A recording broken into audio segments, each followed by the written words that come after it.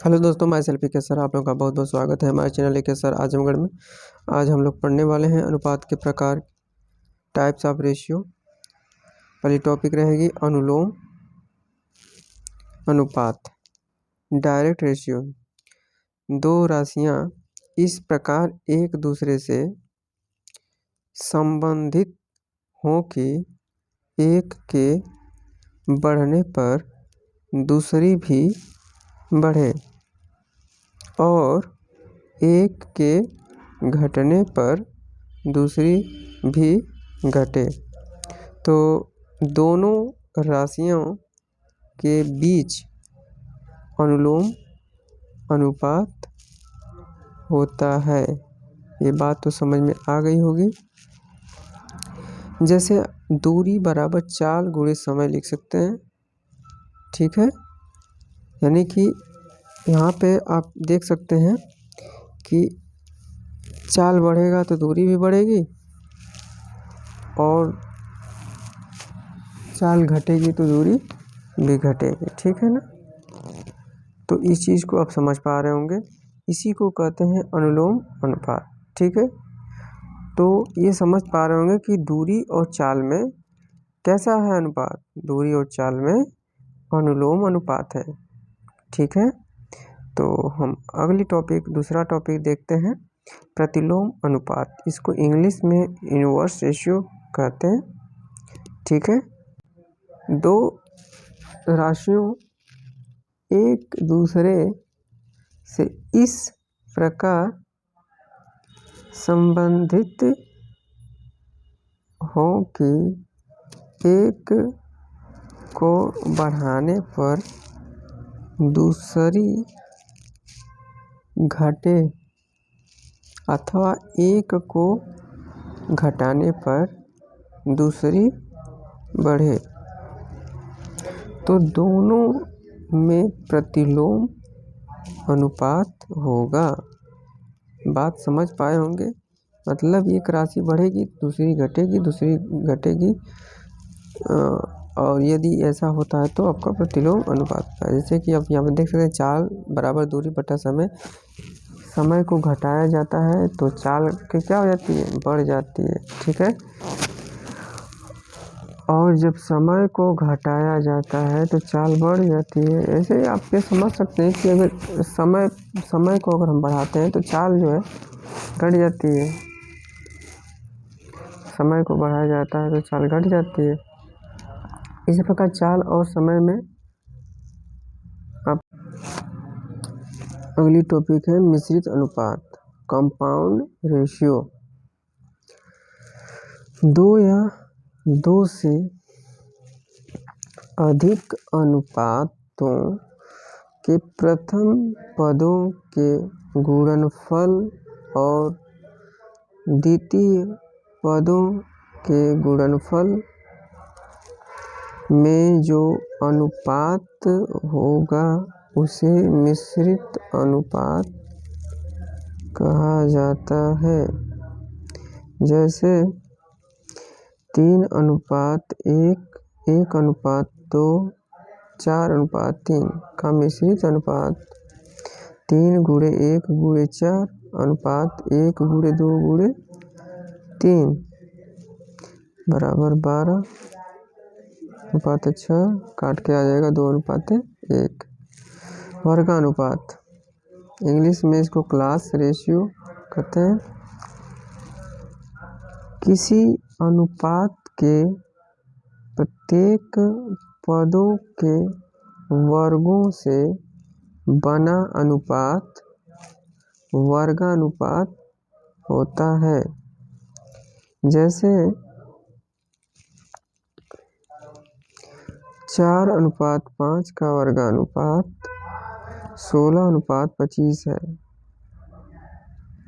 आधा अनुपात क्या होता है, सब डुप्लीकेट रेशियो। किसी अनुपात के प्रत्येक पद के वर्गमूलों में जो अनुपात होता है उसे आधा अनुपात कहते हैं। जैसे 9:16 का आधा अनुपात 3:4 है। तिहरा अनुपात ट्रिप्लिकेट रेशियो किसी अनुपात के प्रत्येक पद के घनों से बना अनुपात तिहरा अनुपात कहलाता है। जैसे 3:4 का तिहरा अनुपात 27:64 है। अगले टॉपिक पे बढ़ते हैं। अगला टॉपिक है तिहाई अनुपात। इंग्लिश में इसको सब्ट्रिप्लिकेट रेशियो कहते हैं। किसी अनुपात के प्रत्येक पद के घनमूलों से बना अनुपात तिहाई अनुपात कहलाता है। जैसे 64:125 का तिहाई अनुपात 4:5 है। अगला टॉपिक आपका है समानुपात, जिसको आपको अच्छे से पढ़ना है। इंग्लिश में इसको प्रोपोर्शन कहते हैं।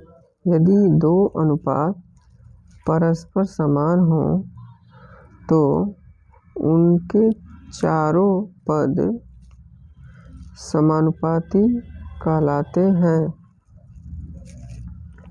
जैसे A/B = C/D, जहाँ A, B, C, D परस्पर समानुपाती कहलाते हैं। इन्हें A/B C/D यानी ऐसे भी बोल सकते हैं A/वितरता अनुपात।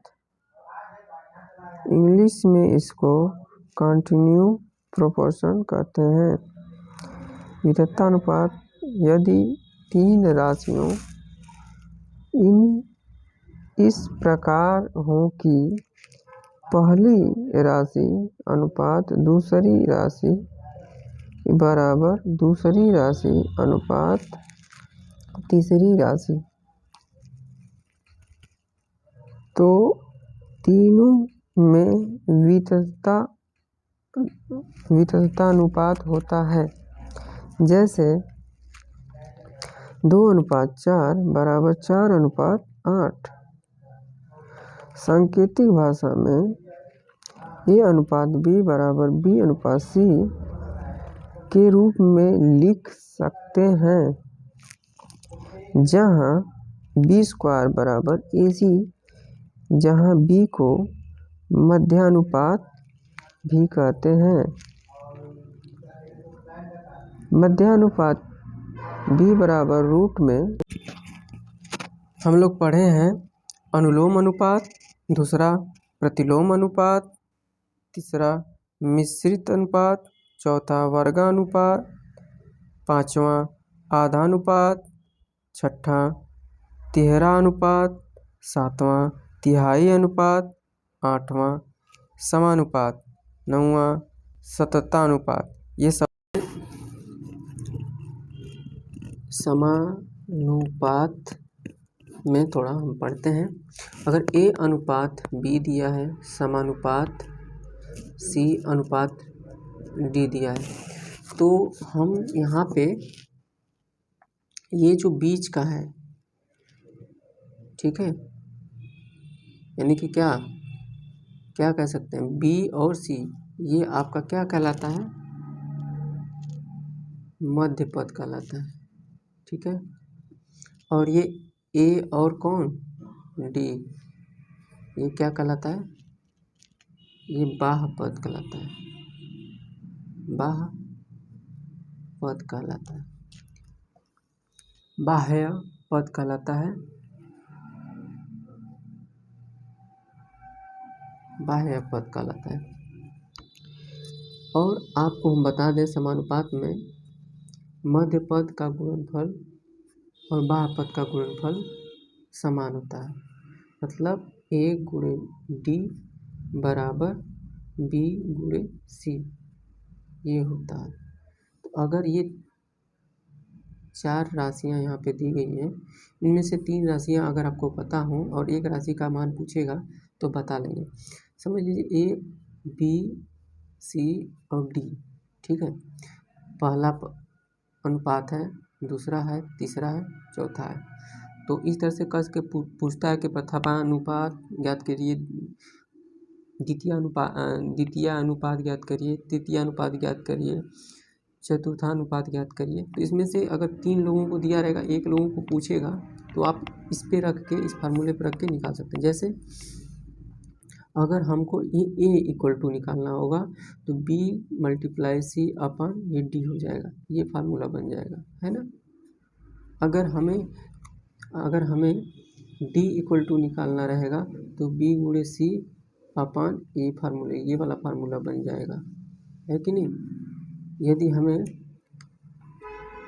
b इक्वल टू निकालना हो तो a गुणे d अपन c, ये फार्मूला बन जाएगा, ठीक है। अगर हमें c इक्वल टू निकालना हो तो a गुणे d अपन b फार्मूला बन जाएगा, ये ठीक है, ये होता है, ठीक है। अगला प्रश्न है, एक कार 3 घंटे में 180 किलोमीटर दूरी तय करती है, उसी चाल से 7 घंटे में कितनी दूरी तय करेगी। इसका हल है 7 घंटे में कार द्वारा तय की गई दूरी बराबर x हो गया, x मान लेंगे। समय 3 घंटे में 180 किलोमीटर दूरी, तो 3 घंटे में 180 किलोमीटर और 7 घंटे में कितना x माने हैं, तो 7 घंटे में x हो गया। अब हम इसको देख सकते हैं कि समय बढ़ रहा है तो दूरी भी बढ़ेगी, क्योंकि समय और दूरी का अनुलोम अनुपात होता है, ठीक है। तो इसको समानुपात के रूप में लिख लेंगे, 3:7 समानुपात 180 अनुपात x, और इसको लिख सकते हैं 3 गुणे x बराबर 7 गुणे 180, x बराबर 7 गुणे 180 बटा 3, और उसको काट के 7 गुणे 60 लिख सकते हैं, और x बराबर 420 आ जाएगा। फिर से समझ लीजिए, 7 घंटे में कार द्वारा तय की गई दूरी जो है x थी, और ये आपका ऐसे लिख सकते हैं 3:7 और समानुपात 180 गुणे x लिख सकते हैं। और इसको हम 3 को अगर हम उधर भेज रहे हैं 3 को, तो उधर जाकर क्या कर लेगा, डिवाइड करेगा, यानी भाग कर देगा। तो उसको काट लेंगे तो 60 आ जाएगा, 60 का 7 में गुणा करेंगे तो आपका 420 किलोमीटर आ जाएगा, ठीक है। समझ में आ गया होगा। होमवर्क के रूप में 10 क्वेश्चन हम आपको दे रहे हैं, इसका सॉल्यूशन हम अगले वीडियो में देंगे, ठीक है। ये आपके 10 क्वेश्चन बहुत महत्वपूर्ण हैं जो एग्ज़ाम में आ सकते हैं, इसलिए इसको अच्छे से देख लीजिए। इसका सॉल्यूशन हम नेक्स्ट वीडियो में देंगे, ओके।